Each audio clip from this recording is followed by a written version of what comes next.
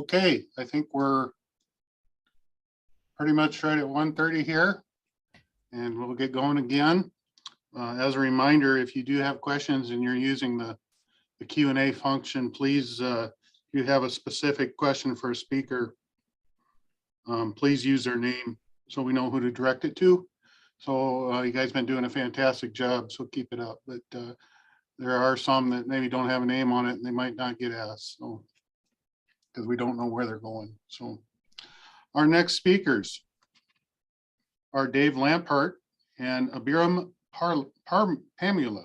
Sorry, Abiram. Dave Lampart is an assistant professor in the Department of Civil, Architectural, and Environmental Engineering at the Illinois Institute of Technology. And Abiram is currently working as a graduate research associate in the Department of Civil and Environmental Engineering at Oklahoma State University. And today they are going to be talking about harmful algal blooms and nutrient monitoring and modeling using unmanned systems. So Lois, if you will unshare, and Dave and Abiram, take it away.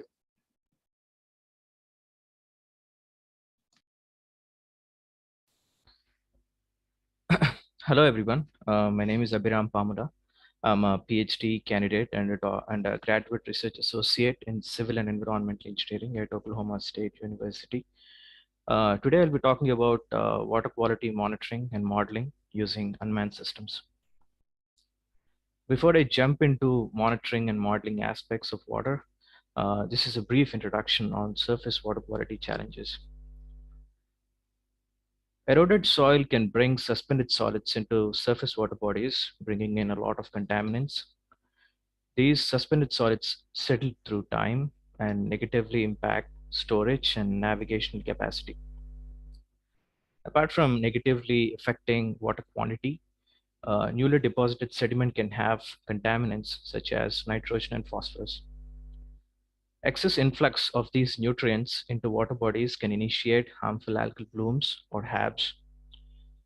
And therefore, excess growth of these HABs can deplete dissolved oxygen, increasing biological oxygen demand or BOD. This phenomena can kill aquatic species, and HABs can also produce algal toxins that can cause health issues in humans. In addition to nutrients, the hydrodynamics in the water, that is the vertical mixing of water, can resuspend the newly deposited sediment, bringing in other contaminants in contact with the water column. This contaminants can negatively impact human health. So this is a very good important reason for monitoring water bodies. Most of these water bodies have large spatial extent that requires monitoring. Moreover, the pollution can come from non-point sources. So therefore, lots of data is needed to understand these water impairment issues. This is a brief background on HABs. HABs are usually caused by excess input of nutrients or eutrophication. Apart from excess nutrient inputs, these events also depend on favorable climatic conditions like warm temperatures and also excess precipitation, bringing in a lot of sediment. Apart from climatic conditions, the vertical mixing of water can also contribute to these events. So in order to understand all these complex processes, lots of data is needed. After collecting sufficient amount of data, a system-based approach is needed to understand how these HAB formations are happening. So there are several approaches for monitoring HABs. The traditional sample grab is one of the method where an individual goes to the field and grabs a physical sample, brings it back to the lab and analyze it. But the disadvantage is it's very expensive and time consuming. Recently, for quite some time, reservoirs have these buoys that collect the water quality data. Although the buoys can collect data with good time temporal scale, the only problem is that most of these buoys are anchored to the bottom of the lake. or they're just left out to float on the surface of water. So these buoys fail to collect the data dynamically. So if assuming that these different approaches can bring as much in situ data as possible, a satellite-based remote sensing can be used to measure the algal pigments such as chlorophyll A and phycocyanin. Satellites like Landsat 8 and Sentinel-2 have decent resolution to test the remote sensing methods to measure the concentration of algal pigments. Apart from satellite-based remote sensing methods, if a multispectral camera is attached to a UAV, an unmanned aerial vehicle, it can produce imagery with good spatial resolution.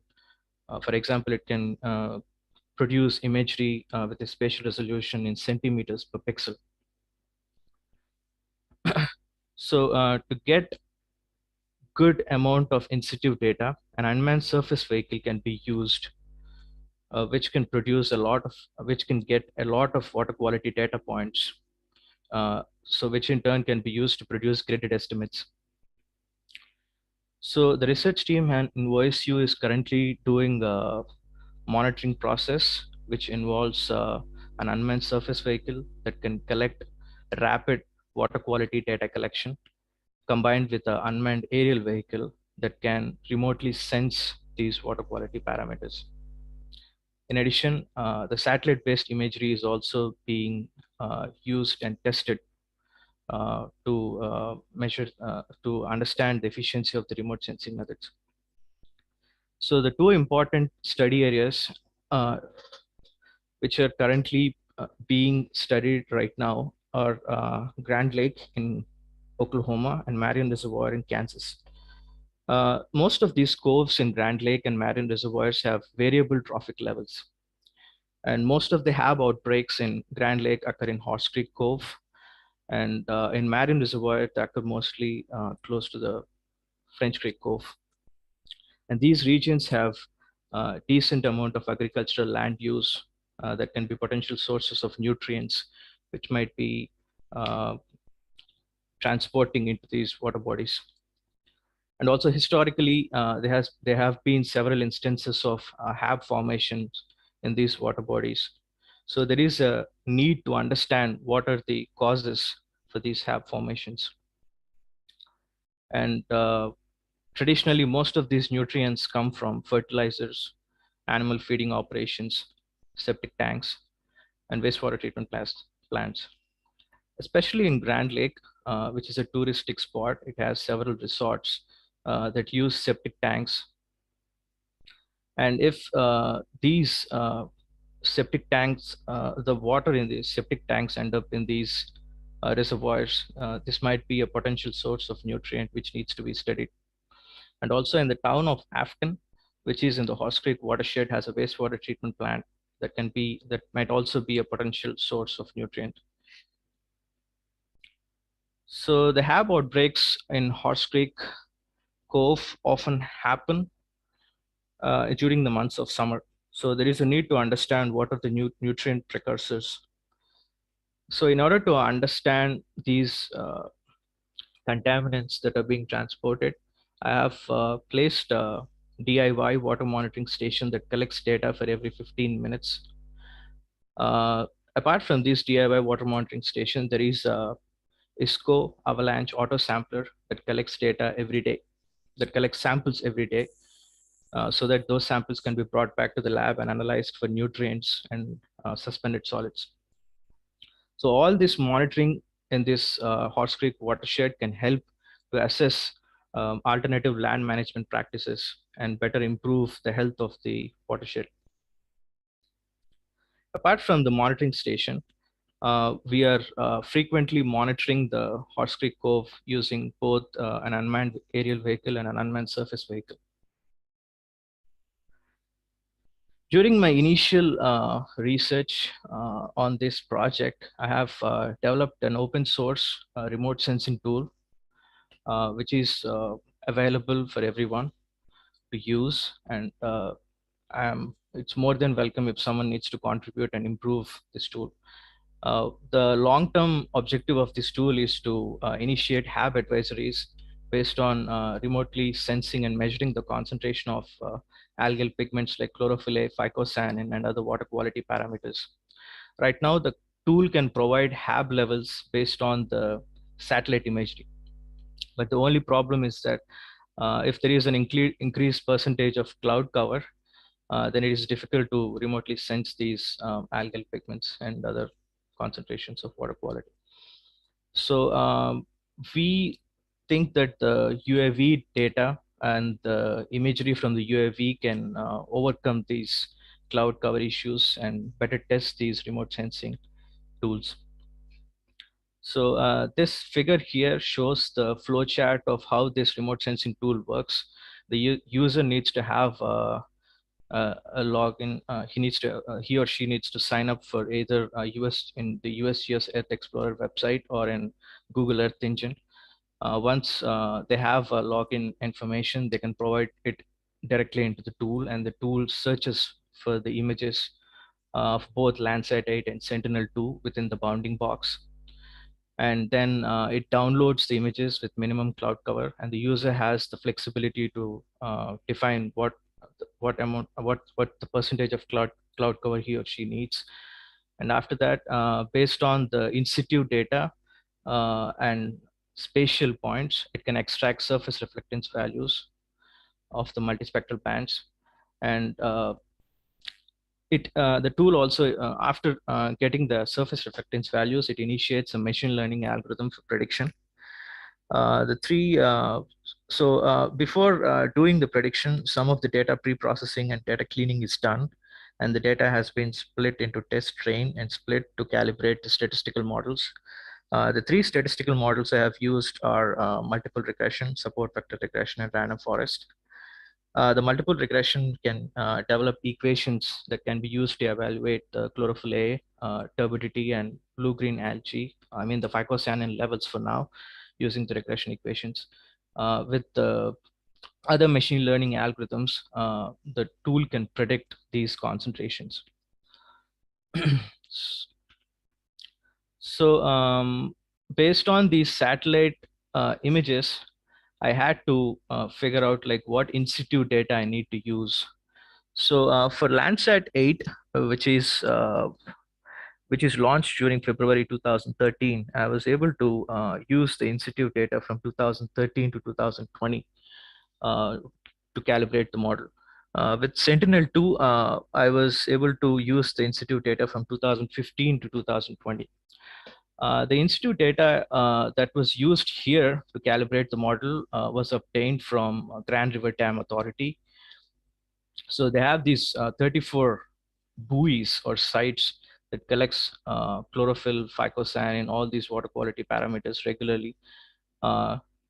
So the temporal resolution at which data is collected is daily. So daily, the buoys can provide the information of all these water quality parameters.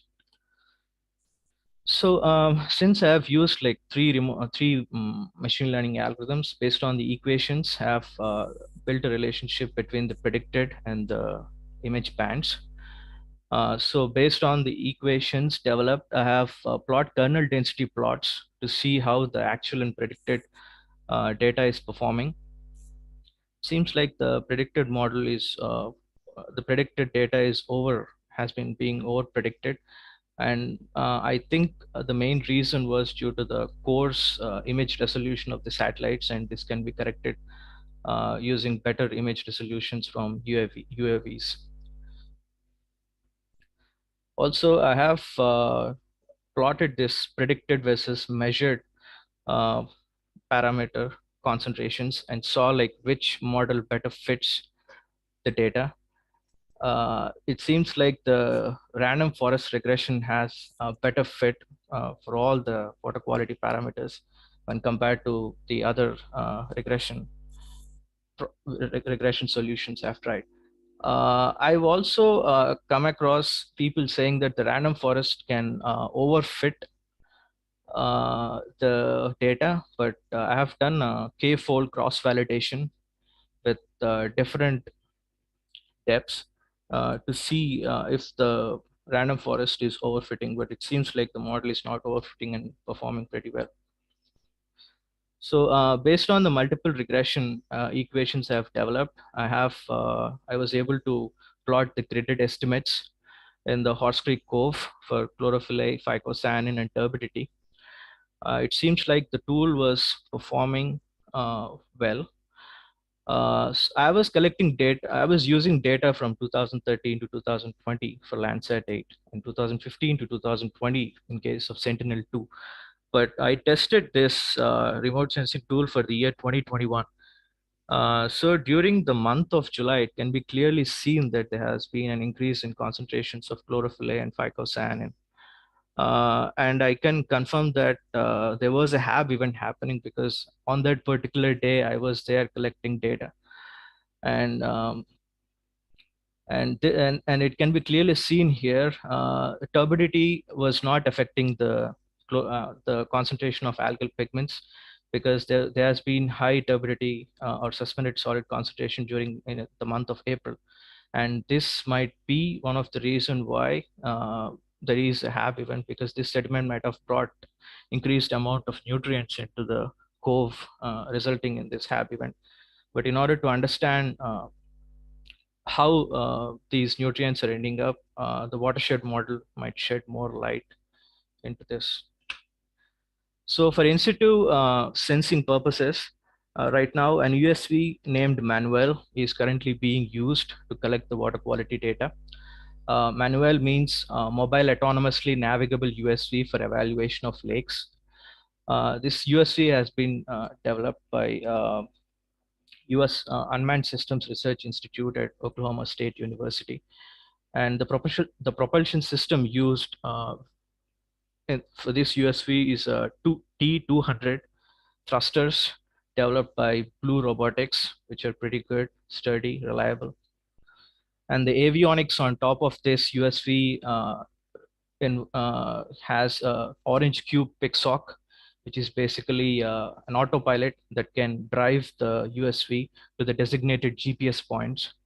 And also it has a power supply from a DC power source with DC batteries.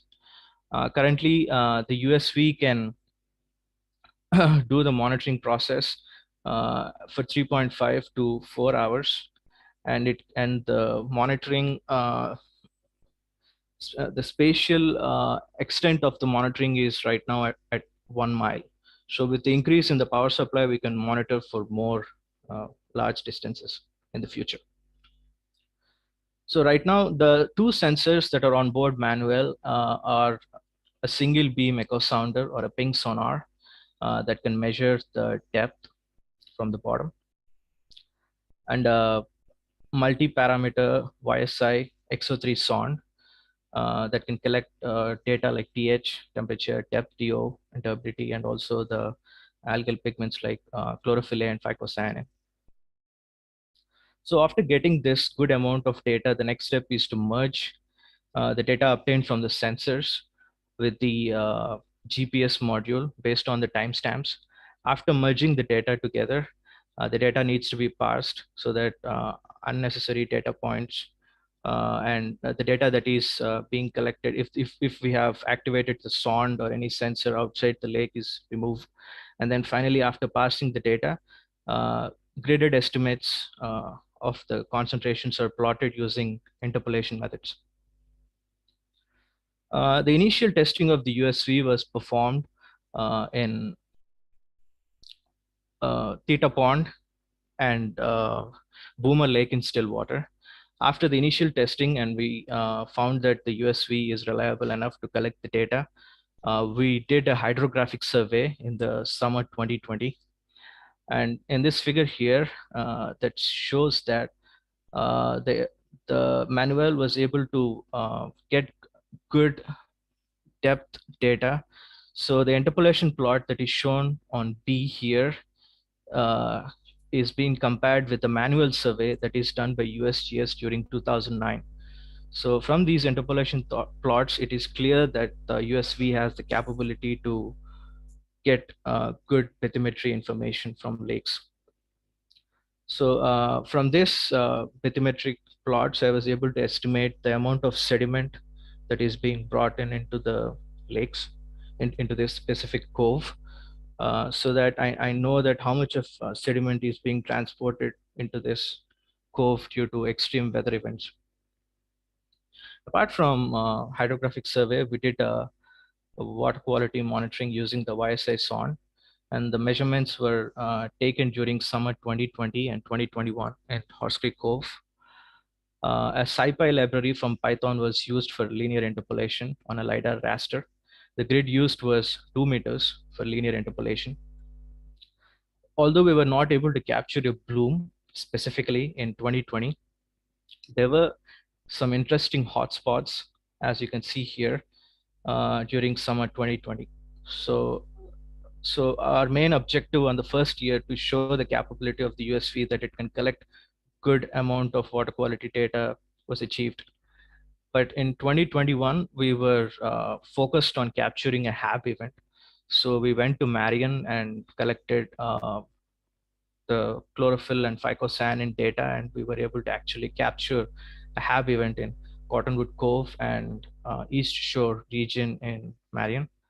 And we got some smooth gridded estimates that show how the chlorophyll and phycosan concentrations are changing in the spatial extent. So apart from monitoring the coves, I've said that I've put a water monitoring station, a DIY water monitoring station.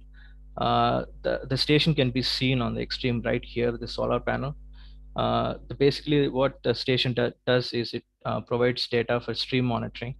The station right now has two sensors, a CTD sensor from meter group that can collect conductivity, temperature, and depth. And the other sensor is the OBS3 plus turbidity sensor from Campbell Scientific that can measure turbidity. Apart from this DIY station, I have a Avalanche auto sampler that has the capability to hold 14 sample bottles with a sample volume of 750 mil, and it collects data every day as it is programmed to do so. So the reason to use Enviro DIY station is that it is easy to assemble and it can integrate with several other sensors. Although the sensors that are used right now are expensive and commercial, the rest of the DIY station doesn't cost more than $250 to set up. And this station has the capability to send the data directly to the cloud. As I've said, the water quality data collected using the DIY station has a time resolution of 15 minutes. The sensors are right now powered with a solar panel and a rechargeable battery. The stream data that is collected from this station will be used to build a watershed model. And this data is completely open source and is available for everyone. If anyone wants to access it, I'll provide a link later in the chat. So all this data that is collected with the monitoring station will be used to build a watershed model. So this watershed model tracks all the precipitation and pollutants that move inside the watershed boundary. And the need to build this model is to predict the downstream water quality implications. So to build this watershed model, I need to do a water budgeting, like how much of water is getting into the system and how much of water is getting out of the system. Processes like precipitation can produce a large amount of water in the system, which end up in streams and ultimately end up into coves and then in reservoirs. Evapotranspiration can consume a lot of water due to solar radiation. Apart from this, the cities can consume a lot of water, and the land use change can introduce a lot of nutrients and other contaminants into these stream networks that needs to be monitored to understand how these contaminants are being transported by the streams into the coves. So to build a watershed model, these things are, this is an example that shows like how a watershed model is built using the current procedure. It requires a physical hydrography and land use of that particular watershed. And apart from these, we need climate time series data, which involves data of solar radiation, precipitation, temperature, and wind speed. Apart from these, it requires hydrology parameters like how much of water is getting into the ground and how much of water is being run off on the surface. So the current model that is used to develop a watershed model is a hydrologic simulation program in Fortran. So to develop the model, the entire watershed needs to be divided into a reach network, and then the catchment areas are needed to be defined. So the entire watershed needs to be divided into subbasins uh, based on a land use category. For example, there are several land use categories like farming, vegetation, pasture, developed land, and so on. Apart from these, we need to supply a climate time series data, including all the climate time series I've explained earlier. And then finally, to calibrate the hydrology, calibrate this model, hydrology data needs to be given based on the observed flows in the watershed. So right now in the Horse Creek watershed, I divided the entire watershed into 26 subbasins, and the land use for the entire watershed is already estimated by me, and I've categorized it. The climate data required to build the model is currently being obtained from Oklahoma Mesonet. So this is the estimation, a simple estimation that I can show from the Horse Creek watershed. As you can see from the figure here, the pie chart here, it shows that most of the area of the Horse Creek watershed has green pastures and then agricultural land, and also it has significant amount of forests. So these green pastures and agricultural land can be a potential source of nutrients that might be initiating these HAB events. And the entire land in this watershed right now is currently being categorized into three categories. One is agricultural land, the second are the forest, and the third is developed. So the procedure to build a HSPF model requires all these things. Right now, I have installed a DIY water monitoring station that can measure stage and turbidity measurements, which will help in getting the daily stream flow, and cropland data layer data that is being obtained from CDL extractor from the PyHSPF tool that's being built by that has already been built by Dr. Lampert, and it can help in getting the subbasin land use. And also the NHD plus extractor gives the hydrography data from the hydrography data plus can give the watershed hydrography, and the Oklahoma Mesonet will give all the climate time series information. So using all this information, the baseline model can be calibrated to understand how the sediment and other nutrients are being transported in the watershed. So the available models that are used right now is a HSPF model with Python, and the data it requires needs land use data, climate, rainfall data, and also it has a DIY station and a USGS station that can give the gauge information. And with respect to monitoring and modeling statistical models, there is a USV and UAS that is currently monitoring for chlorophyll A, phycosanine turbidity in Horse Creek Cove. And this can help in assessing the influxes versus the observed cove dynamics of HABs. So the outcomes of this monitoring process involves using a new technology for water quality monitoring, and it involves using all the three, a USV, a US, and a satellite-based remote sensing methods to measure the concentration of HABs and other water quality parameters. And it can help in improved characterization of nutrient sources, and also it can improve characterization of sediment transport. Finally, to summarize the whole thing, the data from monitoring station can be used to calibrate the HSPF model. The model can be used to understand the nutrient inputs into the cove. The USV can be used to observe the HAB event and try to connect its formation rate to nutrient loadings.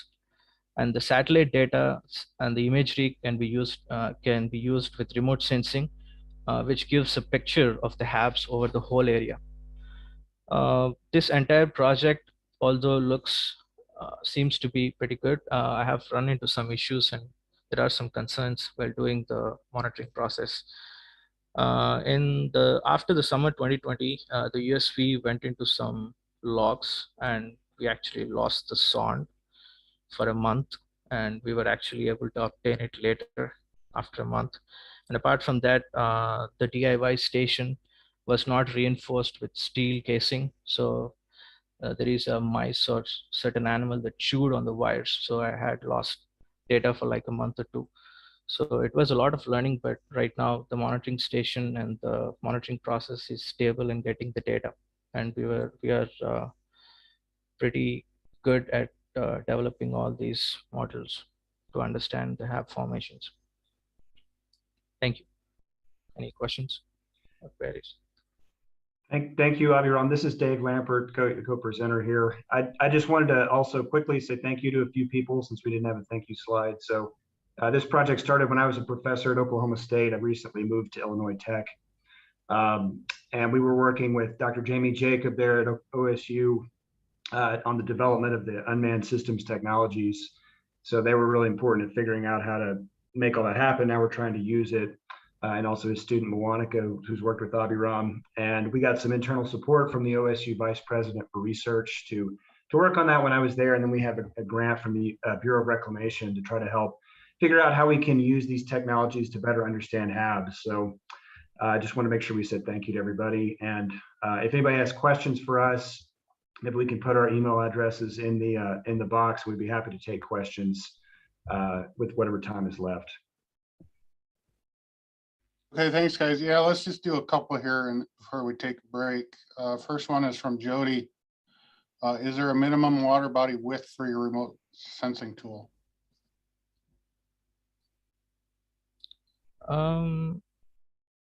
So far, the remote sensing tool is currently tested in Grand Lake, but I have not tested the tool with the other lakes. If the institute data that is used to calibrate the model can remotely sense the concentration in other lakes.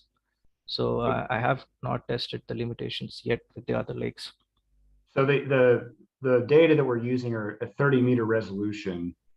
And so, you know, if you had a water body that was only, 100 meters or less in width, you wouldn't really have a lot of reliable data in the middle of the reservoir. So I think you would need to be at least 100 meters, absolute minimum, probably a few hundred meters before you could really use it.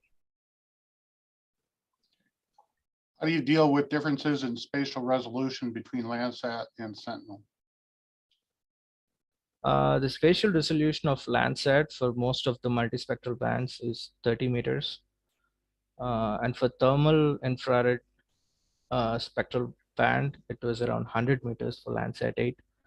But with Sentinel, I used the imagery has a spatial resolution of 20 meters per pixel. Well, I just remember we forgot one person to thank, and that's Grand River Dam Authority, who's been working with us on this project. So if anybody out there from GRDA, we're also really appreciative of all their help. They've been super helpful for us at trying to figure out how to work in Grand Lake.